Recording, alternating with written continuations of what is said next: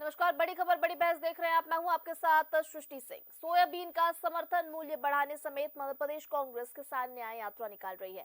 Madhya Pradesh soya state है जो देश में कुल उत्पादित सोयाबीन का 83% फसल पैदा करता है। कांग्रेस की ये यात्रा किसानों का कितना हित करेगी? बड़ी खबर बड़ी बहस में आज उसी विषय पर होगी चर्चा, लेकिन इससे पहले एक रिपोर्ट।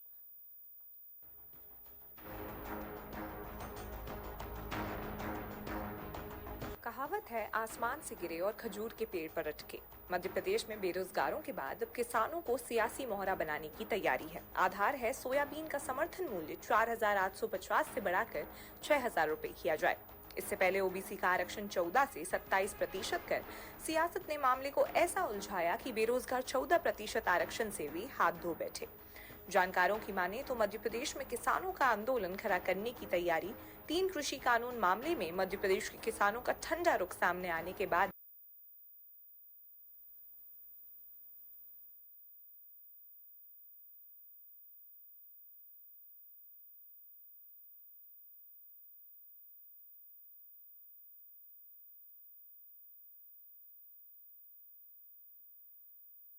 बिल्कुल, आपको बता दें, जिस तरह से कहावत है कि आसमान से गिरे और खजूर के पेड़ पर अटके, मध्य प्रदेश में बेरोजगारों के बाद अब किसानों को सियासी मोहरा बनाने की तैयारी है।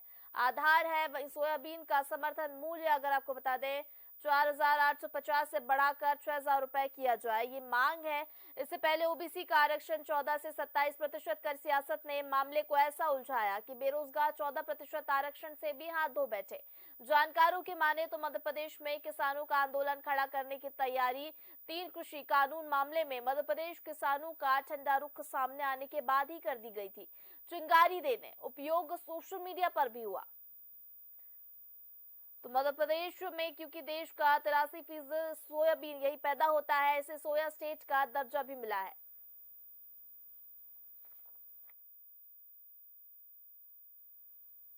तो शुरुआत भारतीय किसान यूनियन ने की और अब कांग्रेस भी इसे हवा दे रही है। 20 सितंबर को एक बड़े आंदोलन का ऐलान हो चुका है। सियासी दल तो बीजेपी भी है। अपना वोट बैंक बचाने सरकार ने रेट 1,200 रुपए बढ़ा भी दिए। तो क्या गारंटी कि भारतीय कंपनियां सस्ते आयातित सोया की जगह महंगा स्वदेशी सोया खरीदेगी? वास्तविकता यह है कि भारत से 6 गुना सोया अमेरिका, अर्जेंटीना में पैदा होता है। तो खाड़ी समेत ज्यादातर देशों से सोया आयात करते हैं। भारत से सोया का सिर्फ byproduct the oil cake ही निर्यात होता है, जो देश के कुल सोया उत्पादन का 90% है। वहीं सोया का घरेलू उपयोग ना के बराबर है, जिसकी दम पर किसान भाव नियंत्रित कर सके। तो कहीं ऐसा ना हो किसान भी बेरोजगार की तरह उलझ कर रह जाए। मांग सही है या गलत, इससे ज्यादा जरूरी इसके दूरगामी परिणामों को समझने की है।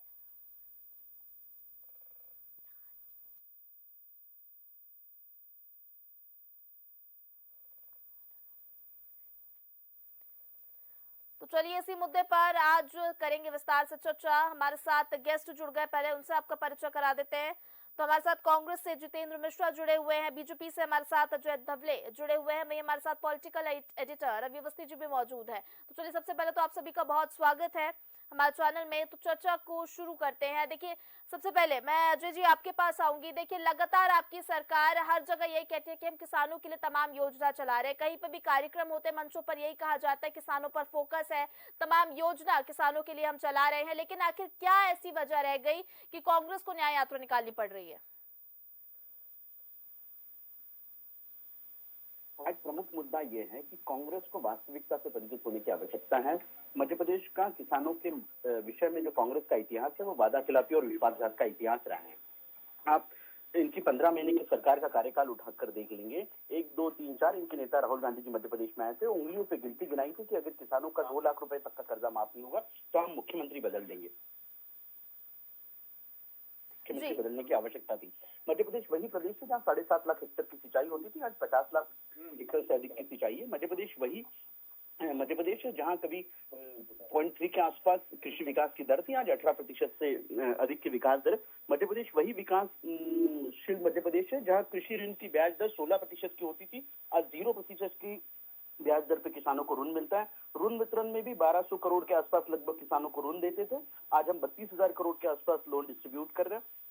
अगर हम समग्र रूप से बात करें तो मध्य प्रदेश का किसान इसलिए भी खुशहाल है कि आप देखेंगे आदरणीय प्रधानमंत्री श्री नरेंद्र मोदी जी किसान सम्मान निधि में 6,000 अगर केंद्र सरकार से आती है तो हमारी डॉक्टर मोहन यादव जी की सरकार 6,000 अपने ओर से देती है। इसलिए मध्य प्रदेश के किसान बार बार भारतीय जनता पार्टी के साथ में खड़े हैं, जनादेश भारतीय जनता पार्टी को दे रहे हैं। और मुझे लगता है जो नए नवेले अध्यक्ष जितू पटवारी जी खुद को स्थापित होने के लिए कभी जातिगत जनगणना का सहारा लेते हैं, कभी बेरोजगारों की बात उठाते हैं, कभी किसानों की बात उठाते हैं। पहले जितू पटवारी जी जो उनके जो पार्टी में अंतर्द्वंद और अंतर्कलह चल रही है, कमलनाथ जी और दिग्विजय सिंह जी, उनसे निपट ले और एक जगह बैठकर अपनी संगठन को कैसे आगे बढ़ाए इस पर विचार कर लीजिए। आज मध्य प्रदेश का किसान खुशहाल है, इसलिए भारतीय जनता पार्टी के साथ में खड़ा। और ये दो बार अब 2023 के विधानसभा चुनाव का भी मैंडेट और एनालिसिस कर लेंगे। जितनी भी विधानसभा की सीटों जहां पे कृषक बहुल्य विधानसभा सीट है वहां पे भारतीय जनता पार्टी ऐतिहासिक वोट शेयर मिला है, 50% के आसपास भारतीय जनता पार्टी को वोट मिले। और साथ ही आप लोकसभा चुनाव 2024 का अगर डेटा का एनालिसिस कर ले उसमें भी आपको यही मिलेगा कि मध्य प्रदेश के किसानों ने भारतीय जनता पार्टी के नेतृत्व में विश्वास करके भाजपा को जन समर्थन दिया है। तो मुझे लगता है ये सिर्फ किसानों को बरगलाने के लिए, अपनी राजनीति चमकाने के लिए या अपने नेतृत्व को स्थापित करने का जो प्रयास, मात्र कुत्सित प्रयास जो जीतू पटवारी जी कर रहे हैं, उससे वो थोड़ा सा मध्य प्रदेश के विकास की बात करें, सशक्त विपक्ष की भूमिका में आ जाए, ये हमारी उनसे अपेक्षा है। जी चलिए, जवाब दीजिए जितेंद्र जी। अब आपकी सरकार का 15 महीने का जो कार्यकाल था उस पर सवाल उठाए हैं अजय जी ने। वहीं दूसरी ओर उन्होंने कहा है कि अंतरकलह कांग्रेस में चलती है, उस पर भी उन्होंने सवाल उठाए हैं। वहीं दूसरी ओर अगर हम बात करें किसान न्याय यात्रा जो कि आज मंदसौर से शुरू हुई है, तो इसके बारे में भी आपसे जानेंगे। चलिए दीजिए जवाब। देखिए, बात किसानों की हो रही, कांग्रेस की अंतरकलह इसमें कहां से आ गई जी? जिस दिन आप एक दिन अंतरकलह पे बैठ जाइए, हम भारतीय जनता पार्टी के अंतरकलह गिना देंगे, लेकिन आज तो किसान से जुड़ा हुआ मुद्दा है जी। इस देश की अर्थव्यवस्था से जुड़ा हुआ मुद्दा है, किसान की आत्महत्याओं से जुड़ा हुआ मुद्दा है। आज तो कम से कम राजनीति नहीं होना चाहिए। इन्होंने कहा दो बार हमें जिता करके भेजा, ये बात इस बात का प्रमाण है कि किसान खुश है जी। अरे किसान इसलिए वोट दे दिया कि 2700 रुपए कुंटल धान गेहूं और 3100 रुपए कुंटल गेहूं धान का वादा किया था आपने, इसलिए वोट ले लिए, गुमराह करके वोट ले लिए। किसान को समझ में आ गया। आज सोयाबीन की फसल का दाम आपने तय नहीं करा, मिट्टी के भाव में आप उस किसान की फसल बेचने को मजबूर कर रहे हो। मुद्दा ये है, मुद्दा किसी पार्टी के अंतरकलह का नहीं है।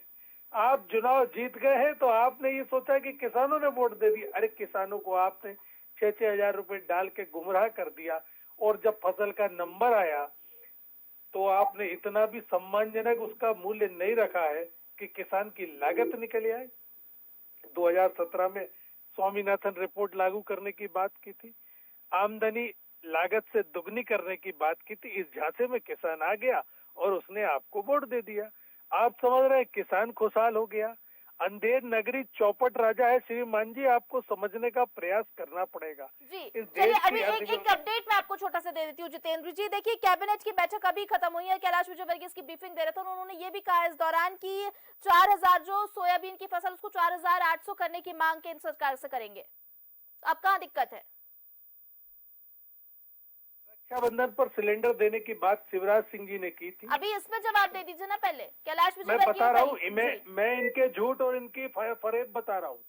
रक्षाबंधन पर सिलेंडर नहीं दिया गया, शिवराज सरकार चली गई, मोहन सरकार आ गई।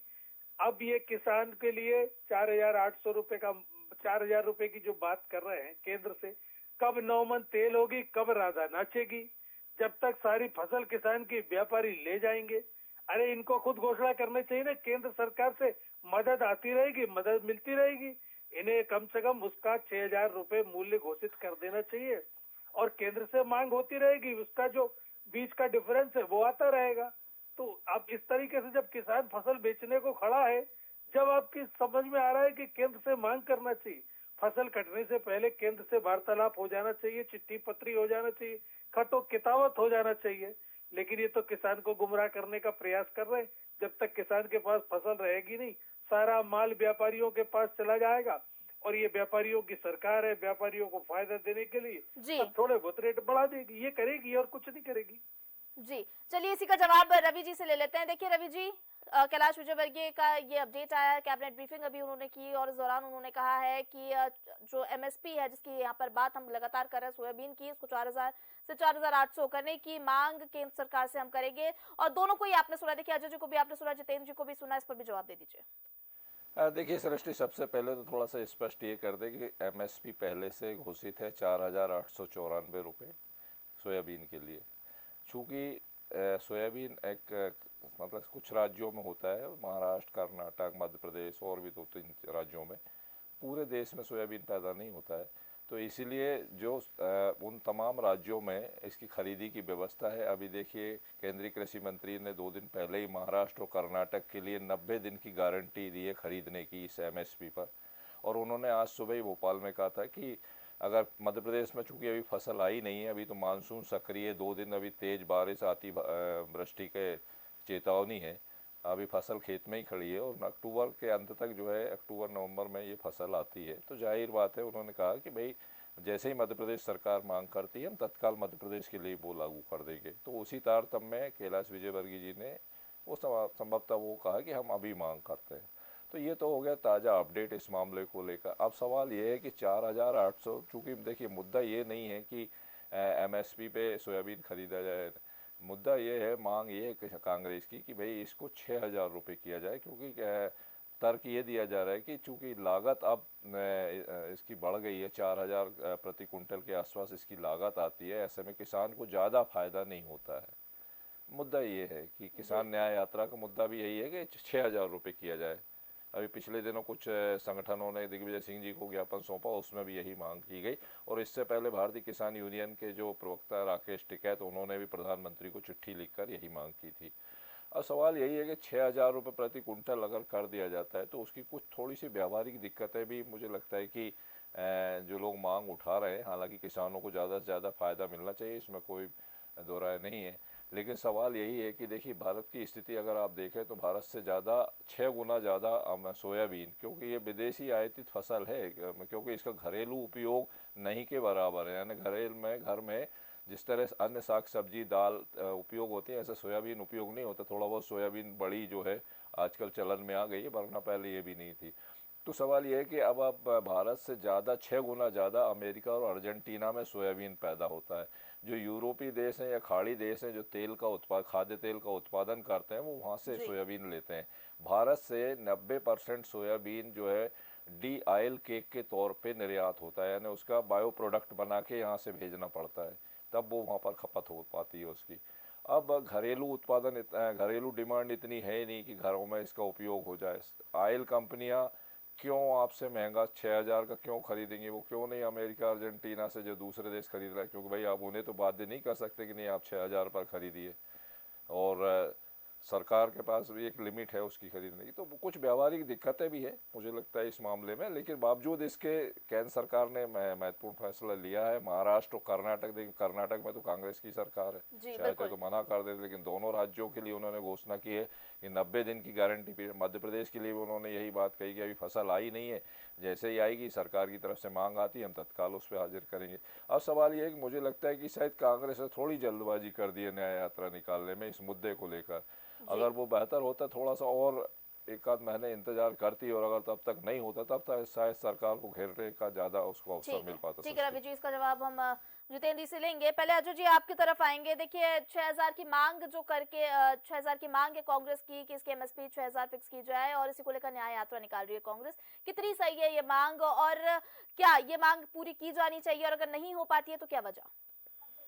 देखिए सृष्टि जी, जिनका मैंने पहले ही अपने ओपनिंग स्टेटमेंट में कहा कि जिनका इतिहास वादाखिलाफी और विश्वासघात का रहा है, और पर्टिकुलरली देश के किसानों के साथ में, वो ये आरोप आप पर लगा रहे हैं जी। आप देखिए कि स्वामीनाथन आयोग की बात की मेरे मित्र जितेंद्र जी ने, लेकिन देखिए स्वामीनाथन आयोग कॉन्स्टिट्यूट कब हुआ था और स्वामीनाथन आयोग की रिपोर्ट को निगलेक्ट किसने किया था, ये बहुत सारी व्यवहारिक बातें जो कांग्रेस से पूछने की आवश्यकता है। दूसरा सबसे महत्वपूर्ण प्रश्न कांग्रेस को ये भी पूछिए कि 50 वर्षों तक इस देश में 78 वर्ष का देश का स्वतंत्रता का इतिहास है, 50 वर्ष से अधिक कांग्रेस की सरकार रही है। उस पूरे कार्यकाल में किसानों की जीविका को मजबूत करने के लिए कांग्रेस के सारगर्भी प्रयत्न क्या है? दूसरा सबसे महत्वपूर्ण प्रश्न ये भी है कि कांग्रेस का नेतृत्व अभी आप देखेंगे कि जैसे कि रवि जी ने अपनी रिपोर्ट अपने स्टेटमेंट में ये कहा कि आज कांग्रेस को व्यवहारिक रूप से ये आंदोलन की आवश्यकता इसलिए भी नहीं थी क्योंकि आज जब किसानों की मांग मध्य प्रदेश कैबिनेट ने भारत सरकार के पास रख दी, उस पर निश्चित तौर से निर्णय होने वाला है। तो सिर्फ आप अपनी राजनीति को चमकाने के लिए और एन केन प्रकार, मैंने जो कांग्रेस का अंतर्बंध, जितेंद्र जी का प्रश्न था कि कांग्रेस का अंतर्बंध क्यों कह रहे, तो बेसिकली ये प्राइमा फेसी दिख रहा है कि आज कांग्रेस के जो वर्तमान अध्यक्ष हैं उनको ये प्रूव करना है, ये उनको प्रूव करना है कि वो नेता हैं और नेता है तो आंदोलन करने पड़ेंगे और आंदोलनों की आवश्यकता। तो ये बहुत, मुझे लगता है कि पॉलिटिक्स, हर जगह पॉलिटिक्स घुस जाएगी। हमने हमारे आंकड़े देखे 2003 में मध्य प्रदेश में कृषि और अलाइड सेक्टर का बजट 600 करोड़ के आसपास होता था। आज मध्य प्रदेश में 53,000 करोड़ से अधिक का बजट है। तो ये आपके विकास की स्थिति को दिखाता है कि मध्य प्रदेश में वास्तव में कृषि के क्षेत्र में विकास की। चलिए जितेंद्र जी, दीजिए, तमाम आरोप लगे हैं। देखिए अभी रवि जी ने जिस तरह से जिक्र किया था महाराष्ट्र और कर्नाटक का, तो इसको लेकर भी आप जवाब दीजिए। दूसरी ओर एक और चीज मैं आपसे जानना चाहूंगी कि मंदसौर से शुरुआत, वहां तो सोयाबीन की खेती भी नहीं होती। नहीं, देखिए सवाल इस बात का उठता है कि स्वामीनाथन रिपोर्ट की बात 2017 में किसने की थी? 2017 में आपने स्वामीनाथन रिपोर्ट को मानने की बात की थी, आय से दुगना मुनाफा करने की बात की थी। आज क्यों भाग रहे हैं आप उससे? उसको लागू कीजिए। 17 या 24 आ गया, अभी तक उस पर ध्यान देने की जरूरत नहीं है। रहा सवाल किसान कांग्रेस आंदोलन न्याय यात्रा का, तो निश्चित तौर पर अगर न्याय यात्रा की शुरुआत की घोषणा नहीं होती तो सरकार के कानों पे जू न रेखती, कैबिनेट की आनन फानन में बैठक न बुलाई जाती और वो सोचते किसान भी सो रहा है और सारे लोग सो रहे हैं, तो कहीं कोई बात करने की जरूरत नहीं थी। लेकिन किसान कांग्रेस न्याय यात्रा की वजह से सरकार को समझ में आया कि किसान आंदोलन खड़ा कर देंगे, इनके साथ अन्याय हो रहा है, इसलिए। और हमारी खाली सोयाबीन की मांग नहीं है, हम ये भी कह रहे हैं कि धान का मूल्य 3100 रुपए आपने वादा किया था, 2700 रुपए गेहूं का वादा किया था, कब तक करेंगे ये बताइए आप तो कहते हैं साहब 5 साल के लिए जनमत मिला है, तो क्या 4.5 साल तक हम घर पे बैठे रहे, कोई आंदोलन ना करे, किसान सिर्फ ये देखता रहे कि साहब 5 साल के वादे हैं, आखिरी 5 साल में पूरा कर देंगे? ऐसा नहीं होता है। किसान की मांगों को लेकर कांग्रेस हरदम मैदान में रही है। किसानों की जितनी मांगे कांग्रेस ने मानी, किसानों के कर्ज माफी की बात हो, भारतीय जनता पार्टी ने हरदम ठगा है। इन्होंने भी वादा किया था जब सुंदरलाल पटवा मुख्यमंत्री बने थे, भाजपा का कहना साफ, हर किसान का कर्जा माफ, और जब चुनाव जीत गए तो बोले हम तो जीते अपने आप, कैसा कर्जा कैसा माफ। ये भारतीय जनता पार्टी की नीति है और इसी को लेकर के किसान ठगा महसूस कर रहा है। इसीलिए हम आंदोलन की राह पर है और जब तक 6,000 रुपए मूल्य सोयाबीन और जो इन्होंने वादा किया था 2700 रुपए क्विंटल गेहूं, 3100 रुपए क्विंटल धान नहीं खरीद लेती, हम घर नहीं बैठेंगे, सड़क पर लगातार आंदोलन करते रहेंगे। जी रवि जी, दीजिए जवाब। आप विकास दृष्टि देखिए तो आरोप प्रत्यारोप है और किसानों की सियासत को लेकर दोनों ही राजनीतिक दल जो है अपने अपने दावे करते रहे। जहाँ तक स्वामीनाथन आयोग के गठन की बात है और उसकी रिपोर्ट की बात है, तो 2004 में इसका गठन हुआ था और 2006 में इसकी रिपोर्ट आ गई थी और 2006 से लेकर अभी तक इसको उस स्वरूप में लागू नहीं किया गया जिसकी सिफारिश इसमें की गई थी। उसमें C2 + 50% का यानी जो फार्मूला दिया था, तो सरकार जो है इसी को घुमाती रहती है और C1 लागू करती रहती है, चाहे वो मनमोहन सिंह की सरकार रही हो या मौजूदा सरकार है। क्योंकि देखिए एक व्यवहारिक दिक्कत ये भी है सृष्टि कि सरकार तो व्यापार करती नहीं है, पूरा देश भर का अनाज अगर वो सब खरीद के रख भी लेगी तो करेगी क्या? निर्यात तो कर नहीं सकती, मैंने कहा ना, कारोबार नहीं कर सकती, फिर तो बांटना ही है उसे लोगों में, और वो हो भी रहा है। पिछले 5 साल से देखिए अब लगातार 80 करोड़ लोगों को मुफ्त अनाज बांटना पड़ रहा है। तो एक कहीं ना कहीं सरकार के समक्ष भी दिक्कत है। बावजूद इसके किसानों की समस्या को हल करने के लिए कोई सी भी सरकार रही हो, वो हमेशा प्राथमिकता उसकी रही है और किसानों को फायदे में पहुंचाने के लिए। देखिए मध्य प्रदेश में ही शिवराज सरकार ने 0% ब्याज दर पे कृषि ऋण उपलब्ध कराना शुरू करा। इससे पहले कभी ऐसी सहायता नहीं दिखाई गई किसानों के प्रति।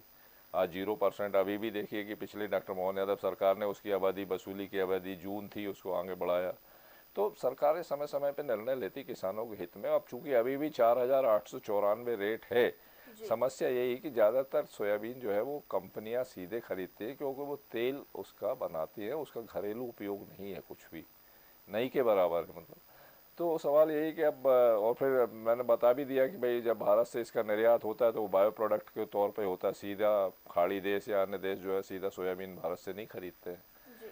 तो ऐसी स्थिति में जाहिर बात है कि जहाँ जहाँ सोयाबीन का उत्पादन हो रहा है उसको सरकार ने अब जैसे 4,894 रुपये MSP लागू किया है। अब सवाल ये कि किसान, अब सरकार ने तो कह दिया कि ठीक है हम इस MSP पे खरीदेंगे। तो मुझे लगता है कि कांग्रेस को मांग ये करनी चाहिए कि भाई दबाव ये बनाना चाहिए कि नहीं 6 पे खरीदो, 6,000 पे खरीदो। वो तो सरकार ने तो कह दिया कि ठीक है हम MSP पे खरीदेंगे। मुझे लगता है कहीं ना कहीं इसको लेके कंफ्यूजन है पूरा, कि न्याय यात्रा के जरिए भी अगर इसको मुद्दा उठाया जा रहा है तो वो उस ढंग से नहीं उठाया जिसको जो जो मुद्दा है, असली मुद्दा है रेट का। उनने तो कह दिया कि ठीक है हम MSP पे खरीद लेंगे।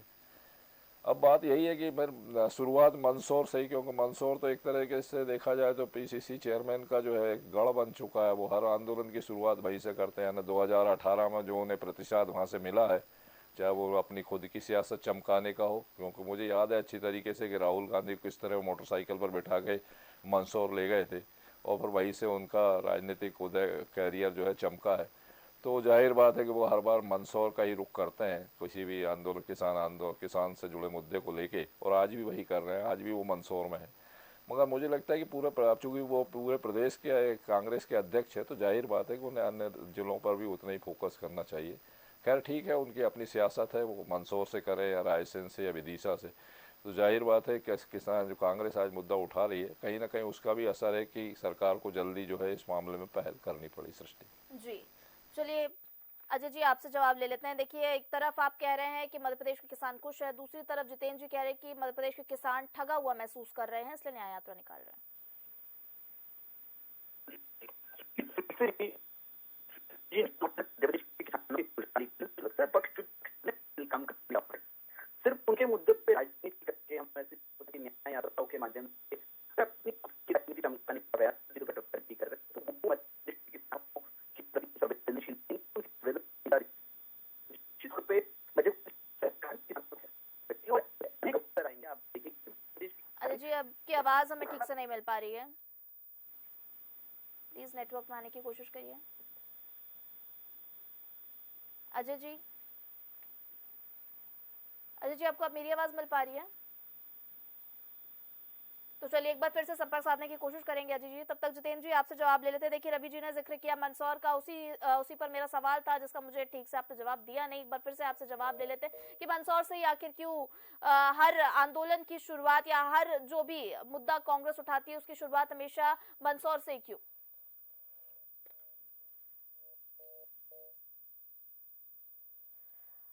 तो चलिए जितेंद्र जी से भी हमारे साथ संपर्क नहीं हो पा रहा है। रवि जी देखिए, लगातार एक तरफ हमने दोनों को सुना, बीजेपी को भी सुना, हमने कांग्रेस को भी सुना, और दोनों तरफ की अगर हम बात करें तो एक तरफ कह रहे हैं कि मध्य प्रदेश के किसान खुश हैं और हम तमाम योजना लेकर आ रहे हैं, और देखिए अजय जी ये भी कह रहे हैं कि वोट बैंक इसलिए हमारे साथ है और इसीलिए हमें ज्यादा वोट मिले हैं क्योंकि मध्य प्रदेश के किसान खुश हैं हमसे और इसलिए हम पर भरोसा करते हैं। लेकिन दूसरी ओर जितेंद्र जी वही तमाम आरोप लगा रहे हैं कि झूठे वादे किए थे इसलिए किसानों को अपने पाले में ले लिया, लेकिन अब जो है किसान ठगा हुआ महसूस कर रहे हैं। देखिए सृष्टि, वैसे भी क्या सोयाबीन जो है वो रबी क्रॉप है, सॉरी खरीफ क्रॉप है, और मध्य प्रदेश में जो बड़ा उत्पादन होता है वो गेहूं का होता है। आप देखिए कि रबी पर जो है ज़्यादातर किसान आश्रित हैं और सोयाबीन की जो फसल आती है वो बारिश में यानी खरीफ की फसल है। तो मोटे अनाज की खरीदी को लेकर या मोटे अनाज को बढ़ावा देने के लिए तो केंद्र और राज्य सरकार दोनों ही लगातार प्रमोट कर ही रही हैं। और जहाँ तक मध्य प्रदेश के संदर्भ में तो देखिए मध्य प्रदेश काफ़ी शांत राज्य है, और शांत राज्य होने के नाते देश में भले ही कितने बड़े आंदोलन हुए लेकिन मध्य प्रदेश के किसान जो है उसमें कभी शरीक नहीं हुए। आपके पंजाब में और हरियाणा में जो आंदोलन पिछले 2-3 साल पहले हुआ था, आप देखिए कि वो उसमें उत्तर भारत के किसी भी राज्य से कोई ज़्यादा उसमें प्रोत्साहन उसको नहीं मिला। थोड़ा उत्तर प्रदेश के कुछ हिस्से को छोड़ दिया जाए तो बाकी ना तो राजस्थान, ना मध्य प्रदेश, ना छत्तीसगढ़, क्योंकि मुझे लगता है कि ये जो हृदय प्रदेश है तो जाहिर बात है कि यहाँ भरपूर फसल भी पैदा होती है। सरकारों ने कालांतर में काफ़ी कुछ काम भी किए हैं, चाहे वो सिंचाई का रकबा बढ़ाने को लेकर हो, बिजली की आपूर्ति को लेकर हो, 0% ब्याज पे ऋण देने की बात हो, या फिर गेहूं की खरीदी को लेके आप देखिए कि लंबे समय तक इसी मध्य प्रदेश में बोनस बांटा गया है गेहूं की खरीदी पर। तो जाहिर बात है कि फिर अब अगर 6,000 रुपये केंद्र सरकार किसान सम्मान निधि के तौर पर दे रही है, तो राज्य सरकार ने भी अपनी वो दरिया दिली दिखाई और उतना ही पैसा राज्य सरकार की तरफ से। मध्य प्रदेश पहला राज्य है जहाँ पे किसानों को 12,000 रुपये सालाना मिल रहे हैं। तो जाहिर बात है कि किसानों के लिए काम तो काफ़ी हुआ है, और यही वजह है कि ज़्यादातर मध्य प्रदेश जो किसान है वो ऐसे मुद्दों को लेकर ज़्यादा आंदोलित होता नहीं है। लेकिन चूंकि इसके पीछे कुछ सियासी कारण भी है कि अब मध्य प्रदेश में किसान कैसे आंदोलित हों, तो सोयाबीन मुद्दा बनाया गया। सोयाबीन की फसल चूँकि MSP 4,894, तो तर्क दिया कि साहब लागत 4,000 है, तो कैसे तय हुआ कि 4,000 रुपये प्रति कुंटल लागत आ रही है। ये मतलब एक आंकलन है केवल, या वो है। तो अगर कुल मिलाकर इसके पीछे कहीं ना कहीं सियासी कारण भी है इस मांग के पीछे, और इस कि कैसे मध्य प्रदेश में किसानों को आंदोलित किया जाए। तो मुझे लगता है कि भारतीय किसान यूनियन ने जो पिछले दिनों पत्राचार किया, उसके बाद कुछ संगठनों की तरफ से जो लगातार जो है वो ज्ञापनबाजी की गई और तमाम मुद्दे को उठाया गया, तो इसके पीछे कहीं ना कहीं वो कारण भी एक बड़ा नज़र आता है। जबकि अभी तक अगर देखें तो मूल किसान कोई भी सड़क पर नहीं उतरा है। केवल मध्य प्रदेश में अगर कभी किसानों को कोई आंदोलन हुए भी है तो वो हार्टिकल्चर से जुड़ी फसलों को लेकर हुए हैं। कई बार आक्रोश जताया गया, चाहे वो प्याज बिल्कुल हो, रवि जी, लहसुन हो, देखिए जब जी उनके कम दाम मिले जब जरूर मध्य किसानों का आंदोलन है, मतलब। लेकिन कोई ऐसा बड़ा इस तरह के मामलों को लेकर जैसे पंजाब और हरियाणा के किसान जिस तरीके का उग्र प्रदर्शन करते हैं, ऐसा मध्य प्रदेश में कभी इतना ऐसा कोई प्रदर्शन बिल्कुल हुआ रवि नहीं। जी, देखने वाली बात होगी कि ये कांग्रेस जो किसान न्याय यात्रा निकाल रही है वो कितनी कारगर है और उसका कितना असर पड़ता है मध्य प्रदेश के किसान में। फिलहाल इस चर्चा को यहीं विराम देंगे। अजय जी, आपको बहुत धन्यवाद हमारे साथ जुड़ने के लिए। हमारे साथ जितेंद्र जुड़े हुए थे, आपको भी बहुत धन्यवाद। रवि जी, आपका भी बहुत धन्यवाद। तो बिल्कुल किसान की न्याय यात्रा यानी कांग्रेस से न्याय यात्रा आज से शुरू कर चुकी है। मंदसौर से इस यात्रा का शुभारंभ हुआ है। अब देखने वाली बात होगी कि इस यात्रा का यानी किसानों के मुद्दे लेकर जो जमीन पर उतरी है कांग्रेस, कितनी कारगर होगी और इस मुद्दे का क्या प्रभाव सरकार पर पड़ेगा। बड़ी खबर बड़ी बहस में इतना ही। मुझे दीजिए इजाजत, आप देखते रहिए DNN। नमस्कार।